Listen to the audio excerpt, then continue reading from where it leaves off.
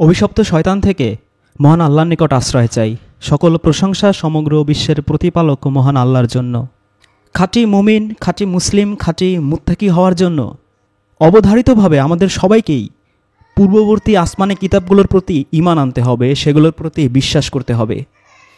এটা যে কত ভয়াবহ ইম্প্যাক্টফুল একজন খাঁটি মুমিন, খাঁটি মুত্তাকি, খাঁটি মুসলিম হওয়ার ক্ষেত্রে এই বিষয়টা আমাদের প্রায় সবারই চোখ এড়িয়ে যায়। আল্লাহ পাক কুরআনের পাতায় পাতায় প্রায় ঘুরিয়ে ফিরিয়ে কেন বারবার বললেন যে তোমরা ঈমান আনো আগের আসমানি কিতাবের উপরে। আগের আসমানি কিতাবের উপর আমরা কেন ঈমান আনব? আমাদের তো সর্বশেষ আসমানি কিতাব কুরআন দেয়াই হয়েছে। তাহলে আগের আসমানি কিতাবের উপর ঈমান এনে আমাদের লাভটা কি? আমরা কি সেই আসমানি কিতাবগুলো মেনে চলব? এখানে মহান আল্লাহর যে চমৎকার দূরদর্শিতা, প্রজ্ঞা প্রকাশ পেয়েছে তা যদি আপনি একটু ঠান্ডা মাথায় চিন্তা করেন, আপনি মর্মে মর্মে উপলব্ধি করতে পারবেন। দেখুন, যখনই আল্লাহ পাক বলছেন ঘুরিয়ে ফিরিয়ে যারা মুমিন, যারা মুত্তাকি, যারা মুসলিম, তারা কি করে? তারা পূর্ববর্তী আসমানি কিতাবগুলোর উপর ঈমান আনে। তোমরা বলো যে আমরা ঈমান এনেছি আল্লাহর উপর, তার নবী রাসূলদের উপর, তার আসমানি কিতাবগুলোর উপর। এই যে বারবার প্রায় আল্লাহ ঘুরিয়ে ফিরিয়ে এই পূর্বের আসমানি কিতাবের কথা বলছেন, যখনই আপনি এই পূর্বের আসমানি কিতাবগুলোর উপরে ঈমান আনতে যাবেন, তখন আপনার ব্রেনে, আপনার মেধায়, আপনার মগজে দারুণ কিছু জিনিস চলে আসবে, যার মাধ্যমে আপনি পরিপূর্ণভাবে আল্লাহর রজ্জু ঐশী বাণী আল কুরআনকে আঁকড়ে ধরতে পারবেন। যখনই আপনি এই পূর্ববর্তী আসমানি কিতাবগুলোর প্রতি ঈমান আনতে যাবেন, বিশ্বাস করতে যাবেন, তখনই আপনি দেখবেন যে কুরআনেই আবার বলা হয়েছে যে তারা তাদের আসমানি কিতাবগুলোকে বিকৃত করেছে। তাহলে যেই আসমানি কিতাবগুলোকে বিকৃত করেছে সেগুলোতে আমরা কেন ঈমান আনব? হুজুররা তো প্রায়ই বলে যেগুলো সব বিকৃত, সব বাতিল হয়ে গেছে। তাহলে বাতিল জিনিসের উপর আল্লাহ বারবার কেন এত জোর দিচ্ছেন যে ওগুলোর প্রতি তোমাদের ঈমান আনতেই হবে, বিশ্বাস করতেই হবে যদি প্রকৃত ঈমানদার হতে চাও? This is the wisdom of almighty Allah. যখন আপনি পূর্ববর্তী আসমানি কিতাবগুলোর প্রতি ঈমান আনতে যাবেন, তখন আপনি দেখবেন সেই নবী রাসূলদের উপরে যে সমস্ত আসমানি কিতাবগুলো অবতীর্ণ হয়েছিল, যেমন সূরা আলার শেষ আয়াতে আল্লাহ বলছেন সুফি ইব্রাহিম ও মুসা, যে ইব্রাহিমের উপর যেই সহিফা দেয়া হয়েছে, কিতাব দেয়া হয়েছে, গ্রন্থ দেয়া হয়েছে, মুসার উপর দেয়া হয়েছে, ঈসার উপর দেয়া হয়েছে, আরও নাম না জানা কত নবী রাসূলদের উপরে আল্লাহ যে এই সহিফা দিয়েছেন, কিতাব দিয়েছেন। কিন্তু আপনি খেয়াল করে দেখবেন যে সবাইকে একটা মাত্র কিতাব দেয়া হয়েছিল।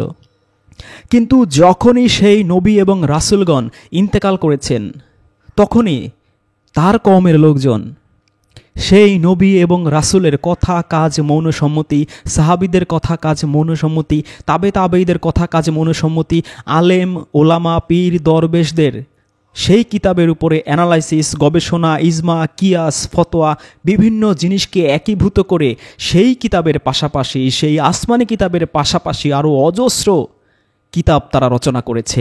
রচনা করেই দলে দলে একের পর এক কওম পথভ্রষ্ট হয়েছে। যেমন আল্লাহর নবী মুসা যখন মৃত্যুবরণ করেন, তারপরই তারা বানিয়েছে তালমুদ, তারা বানিয়েছে মিশনা, তারা বানিয়েছে গেমারা, তারা বানিয়েছে তোসেফতা, তারা বানিয়েছে ব্রাইতত, তারা বানিয়েছে মিদ্রাস। তাহলে কতগুলো হাদিসের কিতাব তারা বানিয়েছে, ধর্মীয় কিতাব তারা বানিয়েছে। কিন্তু আল্লাহ পাক কিন্তু তাদেরকে একটাই আসমানি কিতাব দিয়েছিলেন এবং তার নামও আল্লাহ বলেছেন তাওরাত। সেই তাওরাতকে মানার পাশাপাশি এই হাদিসের কিতাব যদি কেউ না মানে, তাহলে তাদেরকে তারা অবধারিতভাবে কাফির বলে। একই ঘটনা ঘটেছে খ্রিস্টানদের ক্ষেত্রেও। তাদেরকে আল্লাহ যে ইনজিল কিতাব দিয়েছেন, সেই ইনজিল কিতাবের পাশাপাশি তারা বিখ্যাত চার ইমাম ম্যাথিউ, ইমাম মার্ক, ইমাম লুক এবং ইমাম জন, এই চারজনের gospel of Matthew, gospel of Mark, gospel of Luke, gospel of John. তারপর তারা বানিয়েছে অন্যান্য নবী রাসূলদের হাদিসের কিতাব, যাকে তারা একসাথে বলে অ্যাক্টস অব দ্য অ্যাপোস্টলস। তারপর তারা বানিয়েছে এপিস্টেলিস। তারপর তারা বানিয়েছে যিশুর যে ঈসা নবী যে দ্বিতীয়বার যে আবার আসবেন কিয়ামতের আগে, সেই বুক অফ রেভেলেশন। এত 60-70টা কিতাব যখন তাদের হয়ে গিয়েছে, চ্যাপ্টার হয়ে গিয়েছে, অধ্যায় হয়ে গেছে, তখন তারা কনফিউজড হয়ে গিয়েছে যে অরিজিনাল আসমানি কিতাব যে ইনজিল সেটা কোথায়। এই 60-70টা কিতাবের মধ্যে যে অরিজিনাল 5-6টা সেটা এমনভাবে গোজামিল, এমনভাবে তাল গোল পাকিয়ে ফেলেছে, তারা নিজেরাই কনফিউজড। এরপর তারা ক্যাথলিক, অর্থোডক্স, প্রোটেস্ট্যান্ট সবাই ভিন্ন ভিন্ন ভার্সন বের করেছে সেই নিউ টেস্টামেন্টের। অর্থোডক্সরা যেই বাইবেল অনুসরণ করে, প্রোটেস্ট্যান্টরা অন্যরকম সংশোধিত বাইবেল অনুসরণ করে, যার মধ্যে অর্থোডক্সদের অনেক চ্যাপ্টার, অনেক বই, অনেক কিতাবই তারা অস্বীকার করে, মানে যাকে বলা হয় মুনকারিনে হাদিস টাইপের কিছু। তো অর্থোডক্স, ক্যাথলিক, প্রোটেস্ট্যান্ট সবার একই অবস্থা। হিন্দুদের কথা তো আমরা জানি, হিন্দুরা দাবি করে যে তাদের আসমানি কিতাব হচ্ছে বেদ, কিন্তু এই বেদের পরে তারা যে উপনিষদ বানিয়েছে, বেদের পরে তারা ভগবত গীতা বানিয়েছে, রামায়ণ বানিয়েছে, মহাভারত বানিয়েছে, ভগবত পুরাণ বানিয়েছে, মনুসংহিতা বানিয়েছে। ঋগ্বেদ, যজুর্বেদ, সামবেদ, অথর্ববেদ, এর মধ্যে অনেক বেদ তো এখন তারা খুঁজেও পাচ্ছে না।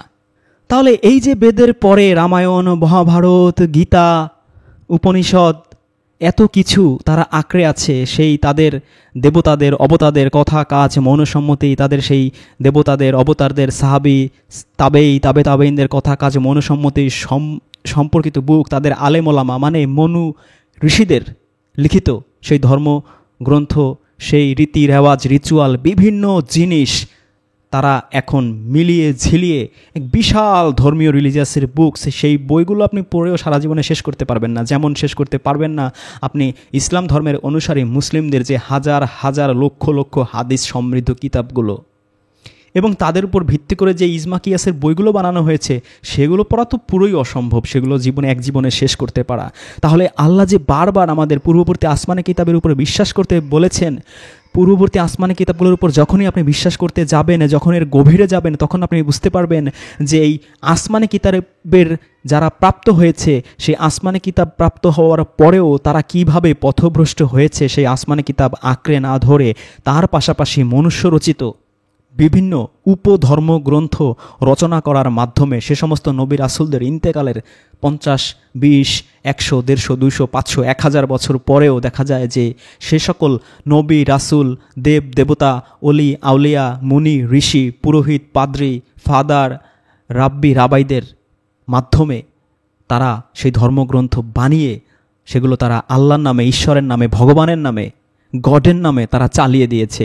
চালিয়ে দিয়ে নিজেরাও পথভ্রষ্ট হয়েছে, বাকি সকল মানুষকেও পথভ্রষ্ট করেছে। সুতরাং পূর্ববর্তী আসমানি কিতাবের উপর বিশ্বাস করা, এই পূর্ববর্তী আসমানি কিতাবের উপর বিশ্বাস যখনই আমরা করতে যাব, এই বিষয়টা যখন আমরা অ্যানালাইসিস করব, রিসার্চ করব, যখন উপলব্ধি করতে যাব, তখনই আমরা মর্মে মর্মে উপলব্ধি করতে পারব যে অন্যান্য আসমানি কিতাব প্রাপ্ত কওমগুলো কীভাবে সেই আসমানি কিতাবের পরে মনুষ্যরচিত কিতাব বানিয়ে তারা পথভ্রষ্ট হয়েছে। আল্লাহ পাক আমাদেরকে আসমানি কিতাবগুলো, যতগুলো আসমানি কিতাব আল্লাহ পৃথিবীতে পাঠিয়েছেন, সেগুলোর উপর পরিপূর্ণ ঈমান আনার তৌফিক দান করুক, এবং এটা বোঝার মতো হৃদয়ে আমাদের সৃষ্টি করে দিক যে কোনো নবী রাসূলকেই আল্লাহ একটার বেশি ধর্মগ্রন্থ দেননি, আসমানি কিতাব দেননি, এবং সেই নবী রাসূল, পীর, দরবেশ, ঠাকুর, ঋষি, ফাদার, পোপ, পাদ্রী, ঠাকুর যারাই ছিল পৃথিবীতে, সবাই তাদের সেই দেব দেবতা, অবতার, নবী রাসূলদের নাম ভাঙিয়ে কিতাব রচনা করে মানুষকে পথভ্রষ্ট করেছে। আমাদেরকে আল্লাহ এই পথভ্রষ্ট হওয়া থেকে মুক্ত করুক। আলহামদুলিল্লাহি রাব্বিল আলামিন।